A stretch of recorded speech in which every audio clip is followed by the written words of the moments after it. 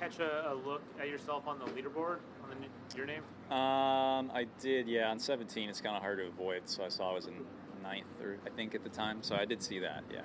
Can you describe the conditions at the start of the round compared to the end of the round, and maybe when they started to pick up? Yeah, definitely early in the round. There wasn't too much wind, so it was a little more scoreable. Probably really started picking up towards the end of the front nine, maybe 7 or 8. Yeah.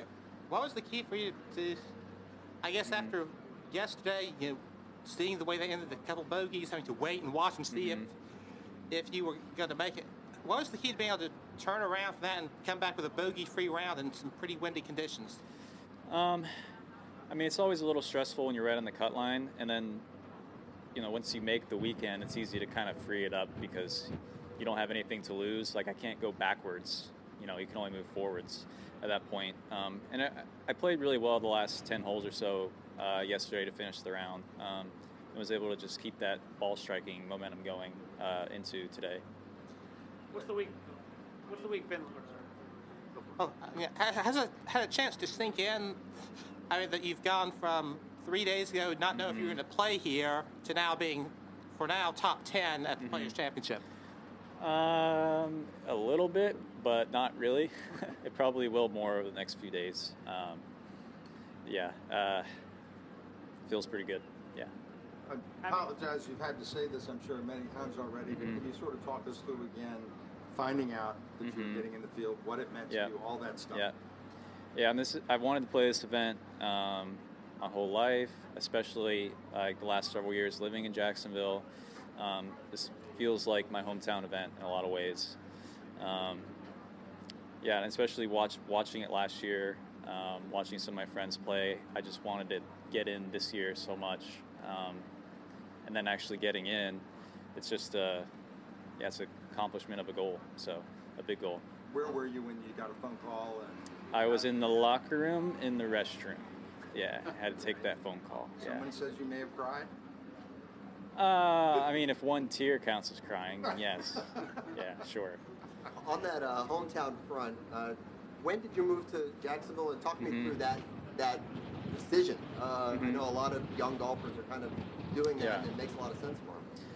Yeah, so I moved here during my first year on Corn Ferry in 2019, probably end of the summer or so.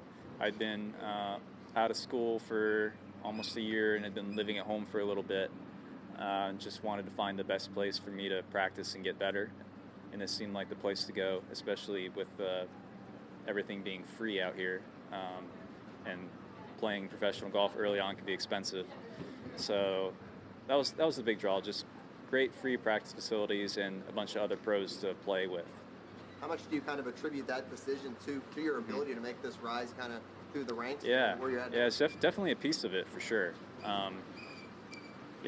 It helps being able to play against guys who are better than you and learn from them and get better. So I've been able to do that here. You didn't just get in, you ended up getting to play with Jordan Spieth and Clark for a little bit. First day and Shane Lowry again today. I mean, kind of got thrown right into the deep end. I sure did. What was it like at first, and then did it get easier? Yeah, it was a little surreal. I mean, I'd never met any of those guys, so it was nice just to meet them and get that out of the way. And like, okay, now we can go play golf.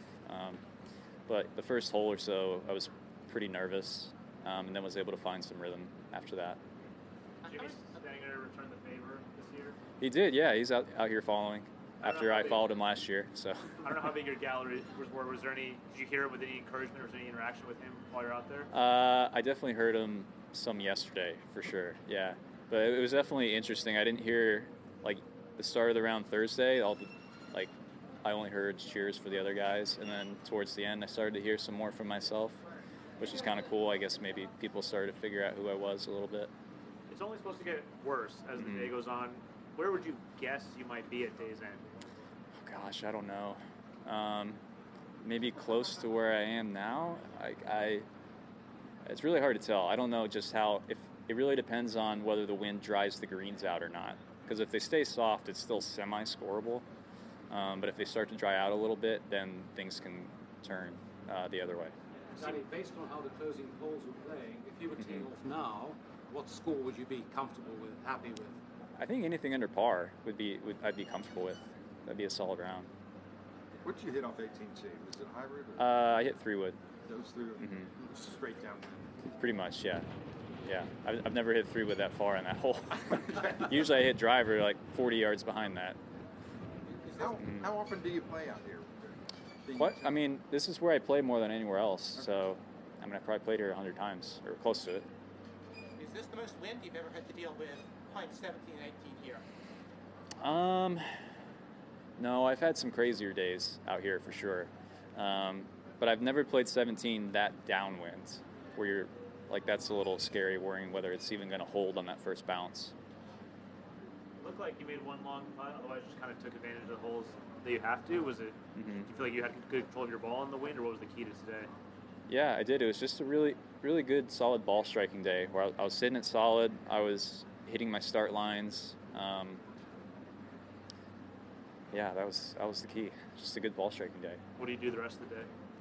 Probably take a nap. Or try to. I didn't get a lot of sleep last night, so see if I can make up for that. Awesome. Thank you, Dan. Yeah, thank you guys.